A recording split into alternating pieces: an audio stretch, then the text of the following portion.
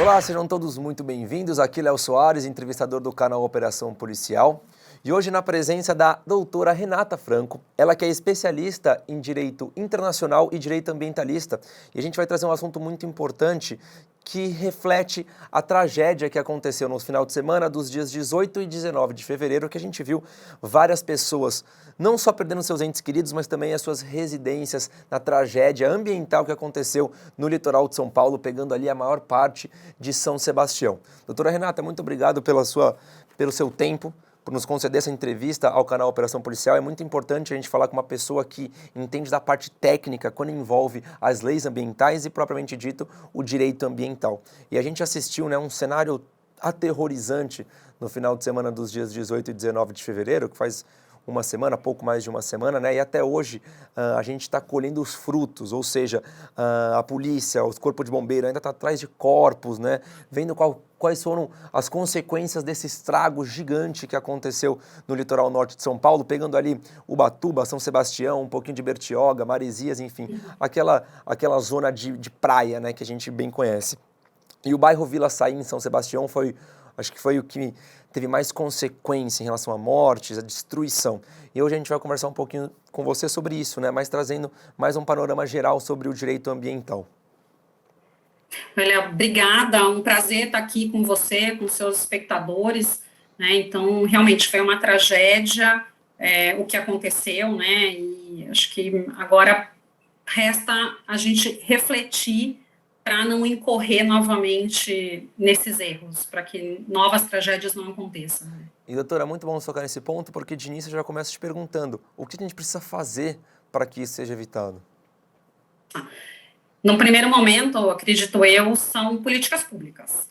A legislação existe, legislação até de ocupação de áreas verdes, encosto de morro, a gente tem o Código Florestal, e o que a gente observa muito no litoral, principalmente aqui, do estado de São Paulo, como a Serra do Mar está muito próximo até das praias, é a ocupação irregular desses espaços. Eles são protegidos por uma razão, não é de forma aleatória. E, às vezes, por falta de uma política pública, por falta de um interesse político, acaba se permitindo essas ocupações, e muitas vezes ocupações irregulares. E quando vem chuva muito forte, o que acaba acontecendo é que as encostas, elas não conseguem se sustentar, e você tem, de fato, aí deslizamento, como a gente viu nesse final de semana. Então, foi uma chuva fora do normal, mas se você não tivesse uma ocupação irregular, talvez muitas mortes, ou então muitos dos impactos que a gente viu não teriam acontecido. Então, acho que no primeiro lugar é realmente a questão de fazer valer o que existe na norma, talvez você vai desagradar uma parte ali da população, vai, e talvez uma população que precise um pouco mais da questão de moradia, mas é você escolher locais apropriados e o Estado, o governo, de uma forma geral, seja governo federal, seja governo estadual ou municipal, oferecer moradias em locais próprios, não permitir que esses locais sejam ocupados.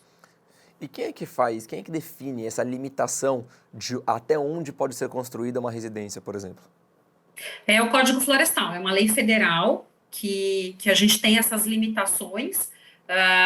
Além disso, a gente tem legislações do Estado e existem legislações municipais. Os municípios, eles podem legislar, porque ninguém melhor do que eles para saber onde eu tenho maior risco, aonde eu posso permitir a própria organização do crescimento municipal. Então, eu quero ordenar o crescimento para um lado e não para o outro, eu quero proteger melhor essa parte, que é um local um pouco mais suscetível a eventos climáticos, eventos da natureza.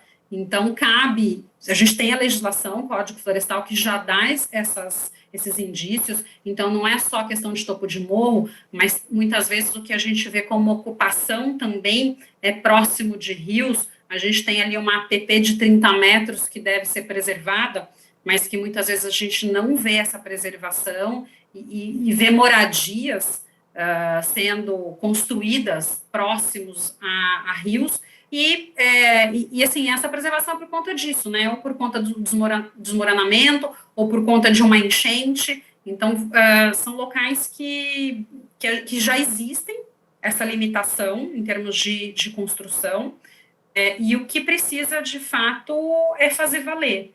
É o município que está mais ali no dia a dia, fiscalizar e, de fato, retirar essa população, né? Não permitir que se construa nessas localidades. E o que a gente acaba vendo é o contrário, muitas vezes até o fornecimento de água, fornecimento de energia, às vezes até de infraestrutura básica em locais em que não deveriam, né, ter essas moradias. E quando uma tragédia dessa acontece, por exemplo, igual essa agora, né, que a gente acabou de ver no litoral norte, que já tem 65 mortos, desses 65 mortos, 57 pessoas identificadas, quando isso acontece, quem se torna o responsável por tudo isso? É o Estado? Eu entendo que o Estado ele acaba sendo, em último grau ali, o responsável. Ainda que não seja uma responsabilidade direta, mas é uma responsabilidade pela omissão. Omissão nessas questões, né? Na omissão na fiscalização, omissão em não deixar que as pessoas fixem residência ali, e não preservar as questões ambientais. Então, o Estado ele poderia responder sim. O próprio Ministério Público divulgou um documento mostrando que essas tragédias já aconteceram em outros momentos, salvo engano, 2010, 2013, com mortes, inclusive, né? E o que quer dizer quando a gente vê esse documento? Que nada foi feito, ou se foi feito foi algo paliativo e não resultou no que a gente gostaria de ver de fato, que é, ok, uma tragédia ela pode acontecer, mas sem mortes, né? Que pelo menos nenhuma vida seja interrompida. Nesse ponto, o Ministério Público tem que conversar com a Prefeitura, existe essa coligação, não tem nada a ver uma coisa com a outra, a Defesa Civil entra nesse meio? São coisas diferentes, né? Apesar de tudo ali ser poder público, o Ministério Público, ele atua como um fiscal da lei. Então, é um papel, sim, do Ministério Público denunciar e cobrar. Então, o Ministério Público fez isso realmente, né, nos anos atrás. Acho que ele fez um mapeamento aí de alguns locais mais críticos, apresentou, que o problema é o depois disso, né, o que de fato acaba dando sequência. A Defesa Civil é uma questão também de política pública, ela tem que levantar, de fato, os lugares de maior risco. Mas se a gente não voltar numa política pública, num prefeito que tenha coragem de retirar essas pessoas desses locais e proibir, porque, né, muitas vezes você até retira no primeiro momento, mas depois você tem pessoas que voltam a residir naquele local.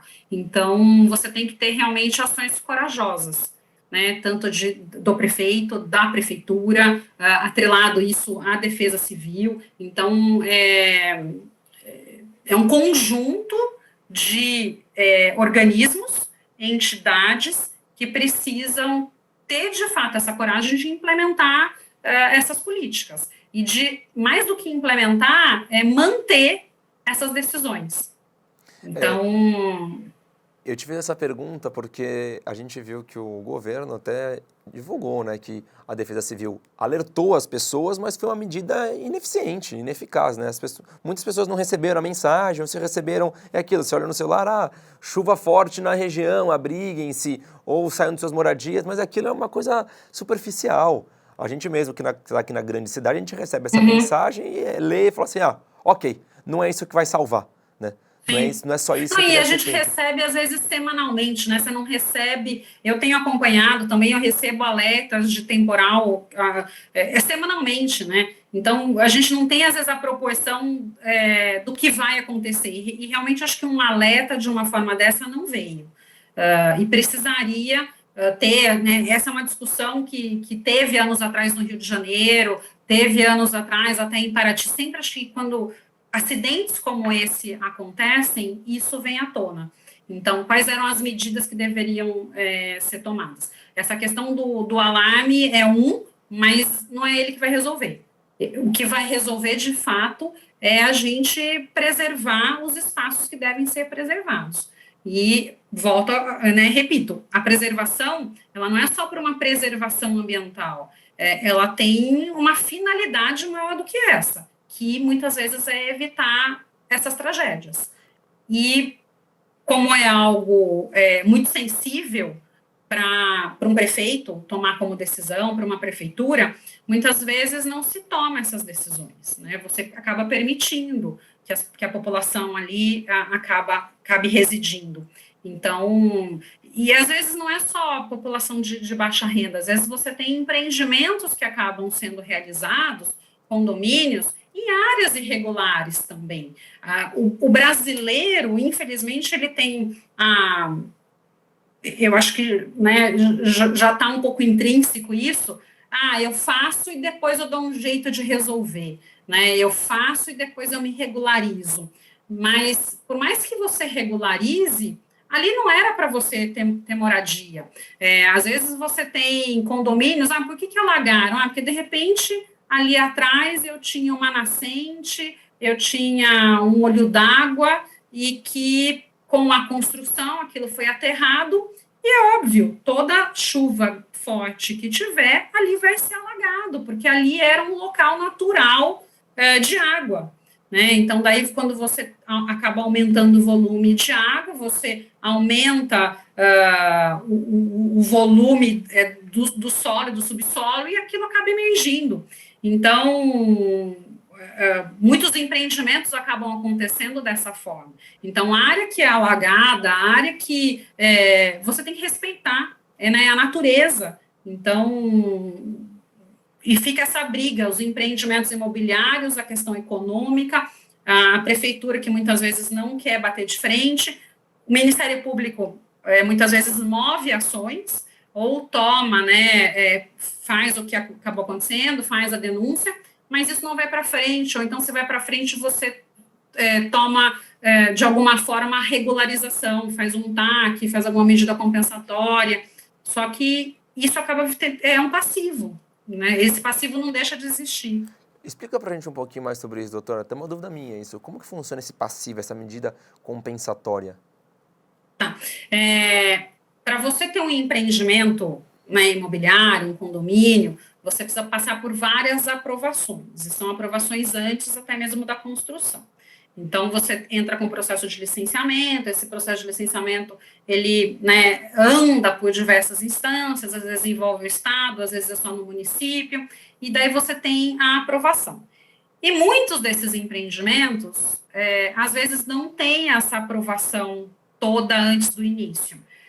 O que a gente, às vezes, observa na prática, acabam fazendo esses empreendimentos, acabam vendendo, e depois, por uma ação de Ministério Público ou por alguma outra questão, pretende se regularizar. Então, daí entra em contato, né, Ministério Público, entra em contato com Prefeitura, todo mundo senta numa mesa de negociação, e daí você tem a seguinte decisão: bom, eu vou mandar demolir tudo, né, e devolver aquele ambiente ao estado original antes da construção, que seria o certo, mas poucas vezes se faz. Então, daí, para você não ter todo este prejuízo, bom, o que a gente pode fazer, então? Então vamos apurar o quanto foi de dano, a área total do empreendimento é X, teve vegetação que foi cortada, não teve, qual foi o impacto, e daí fez uma conta, se chega num valor monetário, e isso, bom, vamos então compensar numa outra localidade, ou numa localidade que não tem vegetação e que deveria ter, então faz um reflorestamento dessa vegetação, faz uma doação para a prefeitura, para melhoria de alguma praça, melhoria de alguma instalação pública. Então, daí, esse acordo, ele pode ter várias vertentes, né? Mas, normalmente, é uma compensação de reflorestamento que se faz. Bom, e daí cumprir esse termo de ajustamento de conduta, esse TAC, é possível regularizar, aquele empreendimento tem todas as licenças que eram necessárias, ele passa a ser um empreendimento regular mediante essa compensação que foi feita, né? Mas a compensação é no outro local. A compensação, aquele problema ali, ele pode continuar existindo. E provavelmente ele vai dar sinais em chuvas muito fortes, né, em momentos como esse. Mas para essa residência ser construída regularmente, ela precisa estar também em um local regular, né? Exatamente. Então ela passa por toda essa perplexidade que você explicou para a gente para depois ser construída, porque a gente vê várias casas ali de pessoas até mais humildes que não tinham documentação alguma. Era uma casa totalmente irregular, estava num local irregular, a construção era irregular, né? E isso se torna ainda mais complicado o assunto. Sim, daí assim, a própria construção, ela acaba não seguindo regras de engenharia. Então, você não sabe, né, se o arrimo está bem feito, se não está bem feito, se tem arrimo, qual que é a ferragem que tem ali naquela residência para dar suporte. E é muito mais fácil num deslizamento, em questões como essa, você tem uma maior fragilidade. Então, os acidentes acabam acontecendo em maior proporção também. Uma garota jovem, num deslizamento, uma pedra de 2 toneladas invadiu a casa dela e ela morreu. Então, olha só, né, até o ponto que a gente chega. E, doutora, a gente tem a lei número 14.285, e eu não sei se essa foi a lei que você citou agora há pouco, em relação ao número da lei, mas ela teve uma alteração em dezembro de 2021, que agora parece que passou a ser por município e antes não era, e talvez haja uma facilitação para construir em áreas irregulares. Você consegue explicar um pouquinho para a gente sobre isso? Esse é o Código Florestal mesmo, tá? Certo. E realmente teve essa alteração em dezembro de 21, e essa é uma discussão que ainda existe, tá? Está até no Supremo Tribunal Federal, é uma discussão que vai e vem, ela é referente à área de preservação permanente, né? APP em área urbana. Porque o que acontece? Com o crescimento das cidades, a APP, que deveria ser de 30 metros, muitas vezes ela já está ocupada, já tem edifício, já tem avenida, as cidades cresceram no entorno dos rios, né? Faz parte até mesmo do crescimento ali demográfico de um grande centro urbano. Então, o que aconteceu é que, com esta lei, essa alteração na legislação, se falou o seguinte, olha, qualquer rio que tiver numa área urbana já consolidada, já urbanizada, quem vai falar qual que é a metragem mínima de aprovação é o município, não é mais o Código Florestal, porque o Código Florestal ele colocaria o limite de 30 metros. E acabaria que muitas construções estariam irregulares, porque ocupando, então, essa área de 30 metros. Alguns municípios começaram a legislar, falando, bom, então este rio aqui, a APP, por estar num centro urbano, ela vai ser, sei lá, de 5 metros, de 10 metros. Porque lá atrás já existiu uma legislação que falava que seria de 5 metros esse recuo do corpo hídrico aí para esses grandes centros, né? Mas tem município que ainda segue o Código Florestal. Então, poucos municípios ainda avançaram em relação, principalmente no estado de São Paulo. No Sul, a gente tem uma situação um pouco diferente, que a gente tem municípios já legislando no sentido de alterar essa delimitação aí dos 30 metros de APP. Mas para o estado de São Paulo, eu realmente não conheço um município que ainda tenha legislado de forma contrária aos 30 metros. O que às vezes é feito é um estudo específico para aquela área, e daí que se chama descaracterização da área de preservação permanente ou a perda da função da área de preservação permanente. E para aquele imóvel específico, para aquele empreendimento, daí se fala, bom, então aqui eu não tenho mais a função ambiental da APP. Por que eu não tenho mais a função ambiental da APP? Porque eu tenho o córrego aqui, eu tenho uma avenida e o empreendimento está logo aqui. Então, eu já tenho a impermeabilização da avenida, não tenho mata, eu não tenho nada, e esse córrego é um córrego que está canalizado. Então, eu não tenho mais função da APP, porque uma das funções da APP é você prevenir a questão do assoreamento, tem a questão da enchente também, mas é você manter as condições naturais para aquele curso d'água. Eu não tenho mais condição natural nenhuma, porque ali já está tudo edificado. Então, aqui eu declaro que perdeu a função de área de preservação ambiental e que eu posso fazer a construção. Mas, muitas vezes, isso também mediante alguma compensação, tá? Então, para esses casos, é permitido, e para esses casos, realmente, muitas vezes não faz sentido, né, você ter APP. Se a gente pensar, vamos supor, cidade de São Paulo, Marginal Pinheiros, ou Marginal Tietê, a gente não tem uma APP de 30 metros. Para você ter a APP de 30 metros, você teria que tirar a própria marginal. Então, às vezes, empreendimentos que estão ali logo depois da avenida, que estariam ainda, teoricamente, numa área de APP que não poderiam construir, eu não tenho mais função ambiental ali. Então, ali eu tenho declarado a perda da função ambiental. Seria mais ou menos isso. Mas, na sua opinião, isso pode facilitar a construção irregular nesses locais?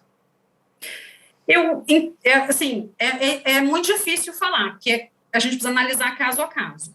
Em áreas onde, de fato, a gente já tem uma construção, né, a gente já tem... É bem próximo de centro urbano mesmo. Então, a gente já tem a avenida, o córrego, ele já está retificado, né, ele não corre mais naturalmente aquele córrego. Daí, eu acho que o risco seria muito pequeno. Mas, em outros locais, pensando até no litoral, onde a gente tem muitos rios que desaguam no mar, ali eu tenho a APP preservada, e ali deve-se preservar a APP. E o que a gente vê é uma ocupação irregular. Eu sou uma que frequento muito o litoral norte, a praia de Tamambuca, e é uma praia que tem dos dois lados, né, um rio que deságua, de um dos lados é até um rio um pouco maior. E a gente vê uma ocupação muito grande, que até o que se chama da vilinha de Tamambuca, que tem crescido muito, e sem tratamento de esgoto, e isso acaba impactando até na qualidade do rio. Tanto que o feriado de sempre Ano Novo, logo após o feriado de Carnaval, o rio fica impróprio para banho, né? E muito por conta da população que acaba se hospedando nessa vila. E isso acontece praticamente em todas as cidades do litoral. Áreas que talvez não deveriam estarem ocupadas, ou se estivessem ocupadas, ter de fato, só permitir que estivessem ocupadas se tiver fossa ou se tiver um tratamento de esgoto, porque se não tiver, você acaba prejudicando toda a questão da qualidade dos rios e das praias, e coloca em risco, inclusive, a saúde dos banhistas, dos turistas que frequentam as praias, né, que ficam mais suscetíveis a inúmeras doenças, né. Então, são questões que as prefeituras precisariam, sim, tomar mais cuidado. E uma outra coisa que eu também observo toda vez que eu vou para o litoral, e eu frequento já há alguns anos, é justamente essa ocupação de encostas. De repente a gente fala assim, nossa, mas tem casa aqui? Nossa, antigamente aqui não tinha nada, né? Era mata. E cada vez mais está subindo a ocupação ali nas encostas. E há uma proibição, como eu falei, com uma questão de, não é só a preservação ambiental, mas preservação da própria vida das pessoas que ali podem residir ou podem estar ali, de repente, de passagem, né? Os turistas provavelmente nem sabem que essa é uma área de ocupação irregular, né? Não, provavelmente não. Eles frequentam ou alocam, enfim, um hotel, um espaço, vão até lá e nem sabem realmente como está aquilo ali. Vou te falar uma outra coisa, né? Às vezes chega no escritório algumas consultas, você sabe que tem muito comprador que também não sabe que aquilo é uma área irregular. Né? A pessoa compra de boa fé, quando em grande centro... Compra imóvel, você disse. Compra imóvel, exatamente. E assim, sem matrícula muitas vezes, né? Sem o registro no cartório. Exato. Então é um contrato de compra e venda que faz. E tem muita gente que acha que é normal, só tem um contrato de compra e venda, e daí, quando ele pretende avançar na regularização e para o cartório, ele simplesmente não consegue, porque é uma área irregular. Porque É uma área que não tem o aprovação. número de matrícula do imóvel é como se fosse o nosso CPF, né? É a identificação legal do imóvel. Sim. Exatamente. Mas tem muita gente, isso não é só no litoral, nas grandes cidades também, as pessoas compram contrato de compra e venda e acham que é o suficiente. Doutora, nesse caso, eu comprei um imóvel e o imóvel é irregular. O que acontece? Não consigo registro em cartório, né? Não consegue. Não consegue. Daí, você tem que voltar contra quem te vendeu o imóvel, né? Seria uma ação regressiva que você teria que mover contra essa pessoa que te vendeu esse imóvel, seja um terreno, seja uma casa, para tentar reaver o dinheiro. Mas não é, assim, não consigo te dar uma certeza se de fato você vai ter esse dinheiro de volta. Sim. O ideal é, antes de você adquirir qualquer propriedade, você fazer essa verificação. Eu não tenho dinheiro para contratar um advogado para fazer isso. Então, vai você até a prefeitura, né? Vá você até o Ministério Público, porque às vezes tem muitas áreas que têm ação embargando a área. Então, faça você uma verificação mínima, verifica nos órgãos, porque a Secretaria de Meio Ambiente, a Secretaria de Desenvolvimento Urbano, de Planejamento, elas vão minimamente te orientar. Então, pegue minimamente um documento, né, para verificar o que tem ali e exigir a matrícula. E supondo que eu construí um imóvel num local irregular, tá? Quais são as consequências, havendo uma fiscalização eficiente, que no caso eu e as outras pessoas que construíram locais inadequados podem receber de sanção, vamos dizer assim? No direito ambiental, a gente tem três áreas de penalidade que a pessoa pode sofrer, tá? Então, num caso desse, você teria, primeiramente, uma multa administrativa, que poderia ser aplicada pela construção irregular, o embargo da obra, da atividade, pela irregularidade, e pode-se pedir a demolição, tá? Poucas vezes eu já vi a demolição ocorrer, mas está na norma, está na legislação. Mas administrativamente, então, seria uma multa administrativa, o embargo e talvez até a demolição. Daí a gente tem na esfera civil. A esfera civil, ela vai se ocupar muito da questão de uma indenização pelo dano que foi ocasionado. E o dano que foi ocasionado é um dano para o meio ambiente, não precisa ser um dano para alguém, tá? Pode ser um dano ambiental. Então, eu tinha, 5 árvores no terreno, por mais que o terreno seja seu, você não pode simplesmente ir lá e tirar as árvores, você precisa de uma autorização para cortar as árvores e todo corte de árvore eu preciso de uma compensação também. Então, vamos pensar, o terreno, ele tinha certa condição, então, na área civil, o Ministério Público, ele pode mover uma ação civil pública, pedindo a demolição da residência e que seja devolvido o meio ambiente ao estado anterior à ocupação. Então, você vai ter que restaurar aquela área. E você pode sofrer também um processo criminal. Né? O direito ambiental, ele tem essa prerrogativa na verdade, as condutas estão criminalizadas. Então, eu construir numa área que não poderia, ou construir sem as devidas licenças, constitui crime ambiental, tá? Com penas que vão de multa na área penal, mas que também vão a pena de prisão. Olha só, essa é uma informação muito importante. E, doutora, todos os imóveis, independentes de estarem num local irregular ou num local regular, todos os imóveis precisam de uma licença ambiental? Sim, se não é uma licença ambiental, é uma licença para construir, né? É uma aprovação daquele projeto. E se eu não tenho a aprovação do projeto, eu tenho a criminalização da conduta. Então, já constitui um crime, porque para construir eu preciso ter todas as licenças. Para operar uma empresa, eu preciso ter todas as licenças. Se eu não tenho, eu tenho a tipificação ali, né, da conduta, num artigo do Código da Lei de Crimes Ambientais, que configura isso crime ambiental.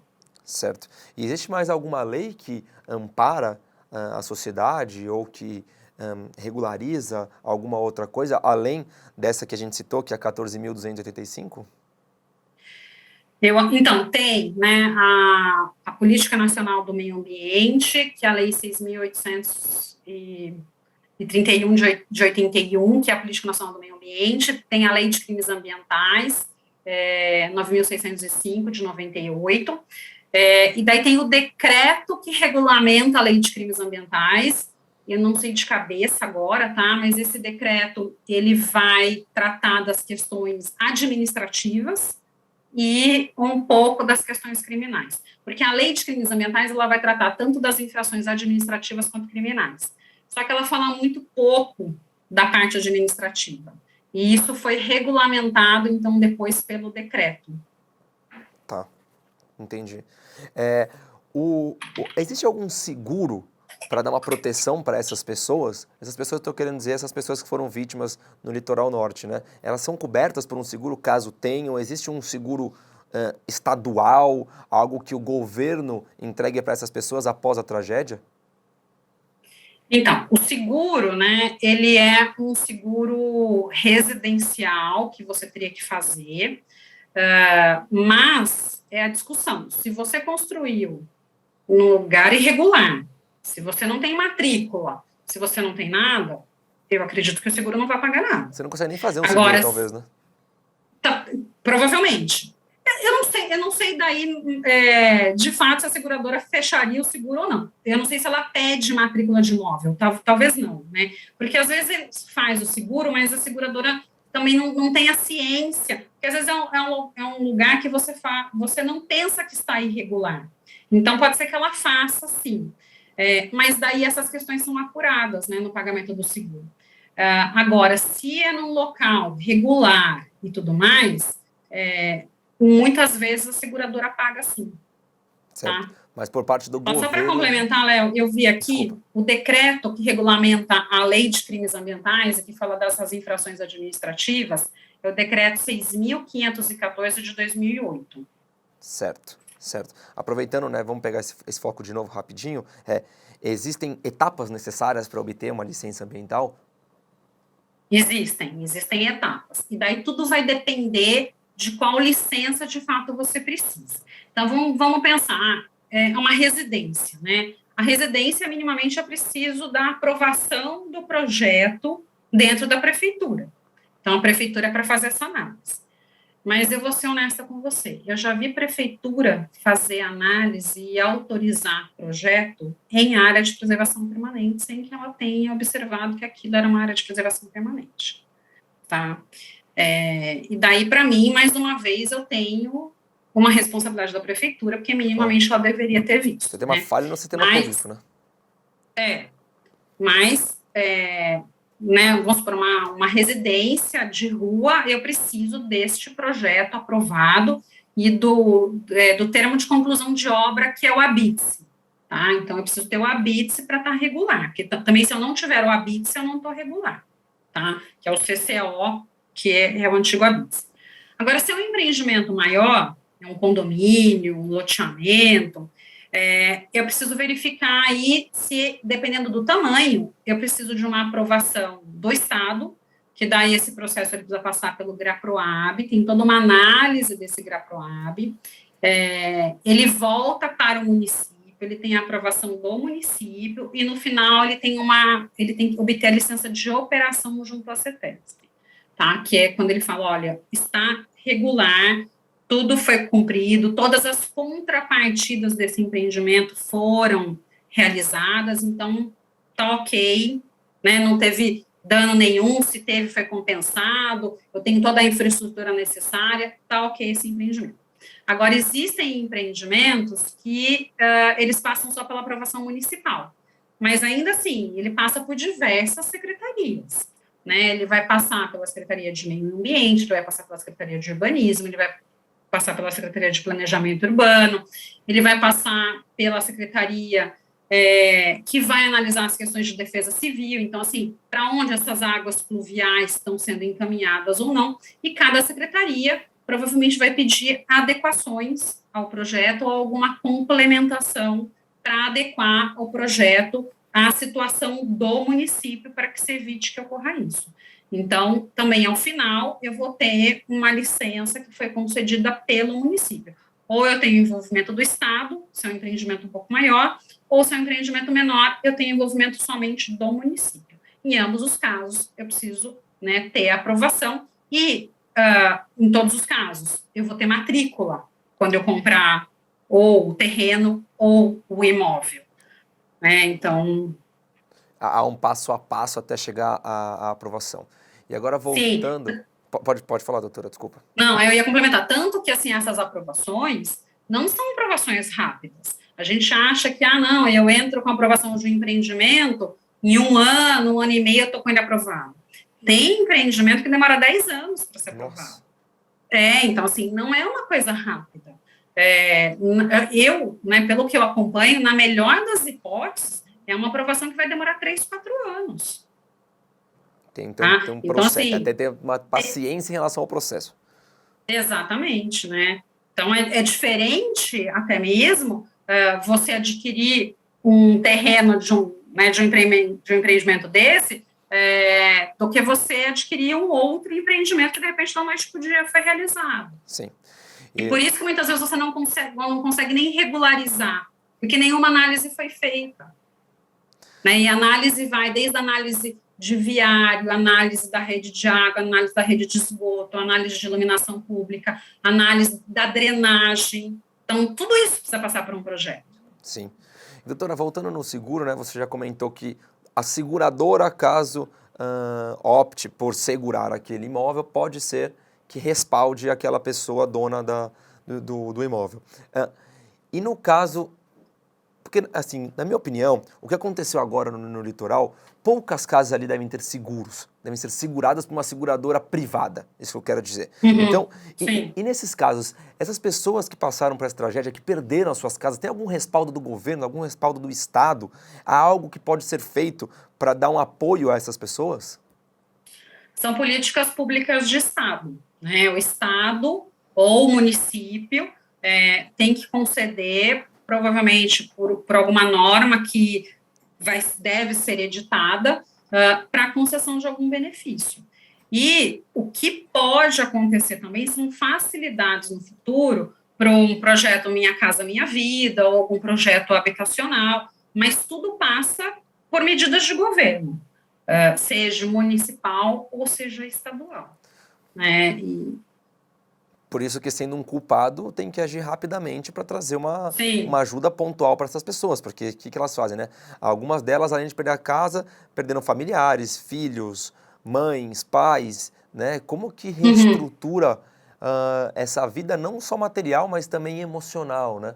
Porque para onde que essas pessoas vão? Muitas pessoas que estavam lá e perderam suas residências eram pessoas que trabalhavam nos hotéis da cidade, que trabalhavam nas próprias mansões da cidade. Então a gente vê aí também uma desigualdade econômica muito grande, inclusive é nisso que a gente vai entrar daqui a pouco, né? Em que ponto que a desigualdade no país interfere, né, e explica essas tragédias que acontecem? Porque a gente vê fotos de muito próximas mansões de casas construídas regularmente. Então, até que ponto que essa desigualdade econômica no país reflete essas tragédias que estão acontecendo, né? Inclusive, a gente vê um termo agora que estão falando bastante, que é o tal do racismo ambiental, né?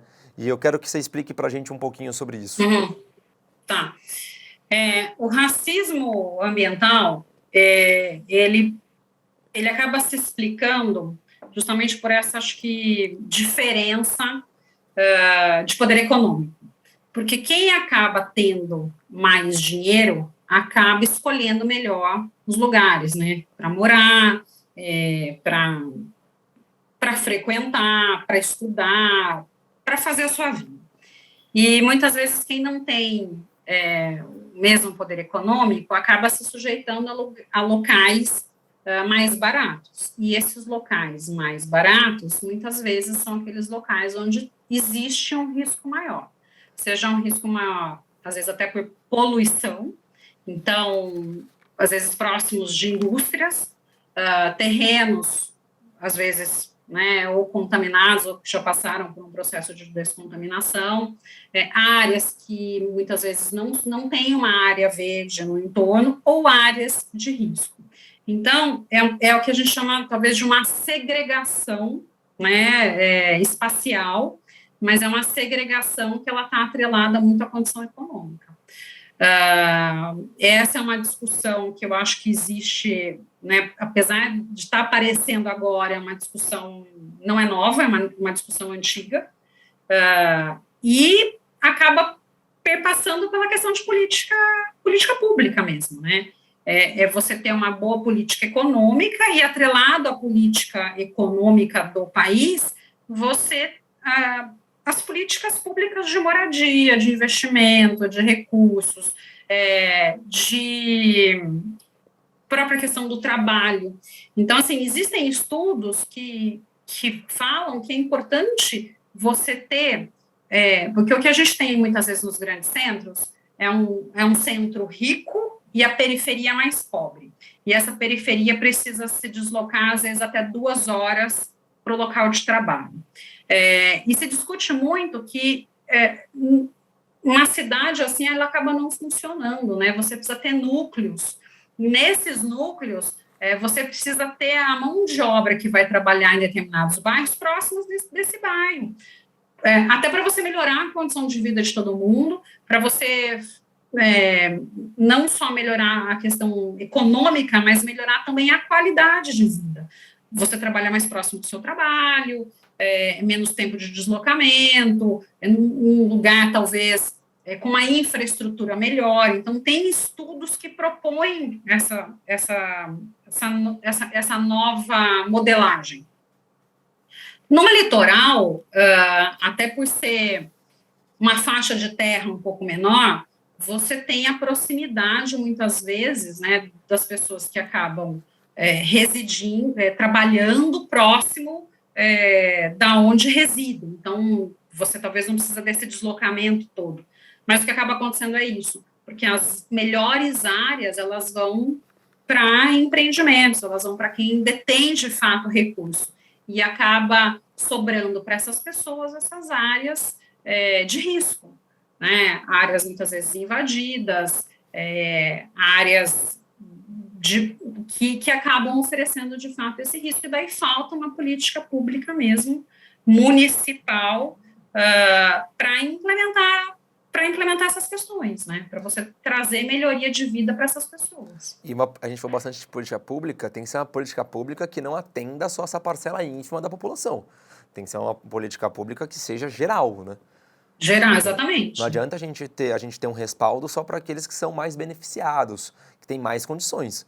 As pessoas, na verdade, eu acho que as pessoas com menores condições têm que ter um olhar mais próximo, mais atento para esse tipo de pessoa. Para você ter ideia, quando a gente pega o valor de metro quadrado, por exemplo, de Juqueí contra Vila Saí em São Sebastião, a gente está falando de sei lá, Juqueí passa de R$1.000 o metro quadrado. Na Vila Saí chega a R$100.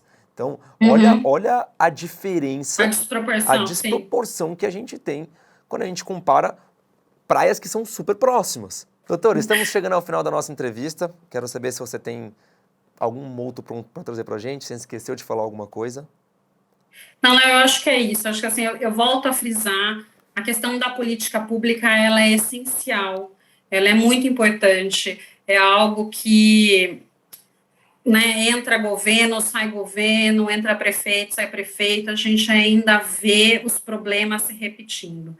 Então, a gente precisa aí de pessoas corajosas, que, de fato, tomem a frente, que são questões delicadas, são questões que não são fáceis, mas a gente precisa encarar esse problema de frente e dar um tratamento diferenciado, né? Então, proteger, de fato, o meio ambiente, além da proteção, né? A proteção ambiental, ela é uma proteção direta, mas indiretamente você tem a proteção da qualidade de vida, da vida da população, e isso é o mais caro para todo mundo. Então, realmente, a gente precisa políticas, né? A gente precisa, a legislação a gente tem, então não precisa de uma nova lei, a gente precisa fazer valer a lei que tem, né? E a lei tem que ser para todos. Então, não dá para alguém conseguir fazer um acordo seja no judiciário ou não, via um TAC, e para aqueles, né, economicamente menos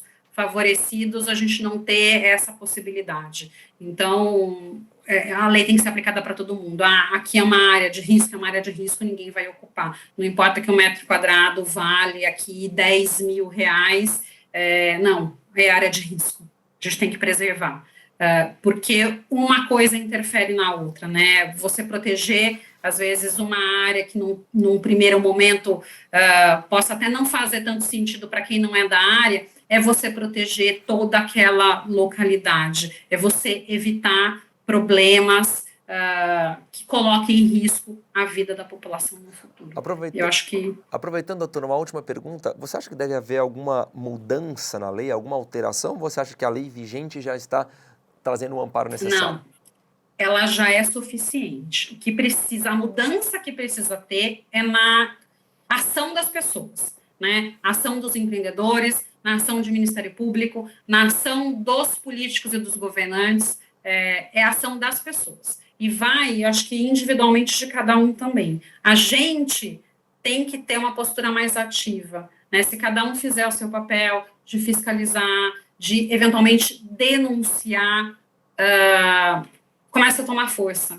E essas ações acabam se multiplicando e a gente começa a ter realmente uma mudança social em relação à preservação dessas áreas. Certo, doutora, muito obrigado pelo seu tempo, muito obrigado pela sua entrevista. Eu que agradeço, foi um prazer. Hoje estive com a doutora Renata Franco, ela que é especialista em Direito Internacional e Ambiental e trouxe para a gente uma forma mais técnica de como funcionam as construções dessas propriedades que muitas vezes estão em locais irregulares, principalmente essa daqui que a gente vê no litoral de São Paulo, no litoral norte de São Paulo. A gente teve uma tragédia aí no final de semana dos dias 18 e 19, já temos 65 mortos, o Corpo de Bombeiros e a polícia continuam nas buscas. Não sei se teremos mais vítimas, mas as buscas ainda continuam no litoral de São Paulo. Como a própria doutora disse, o que queremos ver agora são políticas públicas eficientes para que essa tragédia deixe de acontecer e não que a gente fique se perguntando quando vai acontecer de novo. Gente, antes de finalizar, temos aqui uma caneca personalizada do Investigação Criminal. Essa daqui comigo é a Inocente Interessado em Culpados. Mais um item aí da nossa loja. O link da descrição da nossa lojinha vai aparecer aqui no vídeo. Então, se você tem interesse, entre lá e adquira um dos nossos produtos. Muito obrigado pela sua participação. As nossas redes sociais vão aparecer aqui no vídeo. A rede social da doutora também está disponível. O nosso e-mail op@medialand também está aqui para você. Qualquer dúvida, sugestão, entre em contato com a nossa produção, que nós estamos de portas abertas. Eu vejo vocês em mais um Que Lei é Essa em breve. Tchau, tchau e até a próxima.